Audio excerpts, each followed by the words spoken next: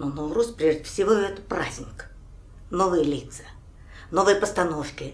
Смотришь, как проходит. Я считаю, это вдохновение, это есть действительно повод встретиться, узнать больше. Держите меня, держите. Неужто я тот самый косой тархан, что едал за одним столом с ханами? Говори скорей, отдал ли он приказ отрубить голову этой собаки или нет? Чего молчишь? Постой, что с тобой?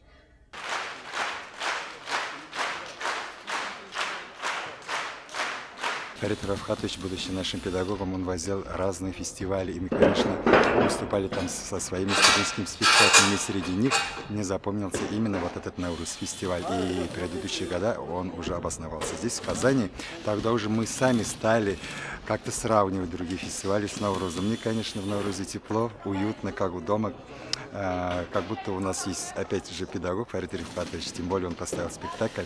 Это волнительный момент, и мы впервые вот перед таким аудиторией, перед такими критиками, перед такими любителями театра, и это, конечно, не только вот студенческие годы, а уже профессиональный трепет перед нашими зрителями. Я очень рад, что именно здесь, в фестивале Наурuz, играя Ходжа Насреддина, даю им имтихан, экзамен.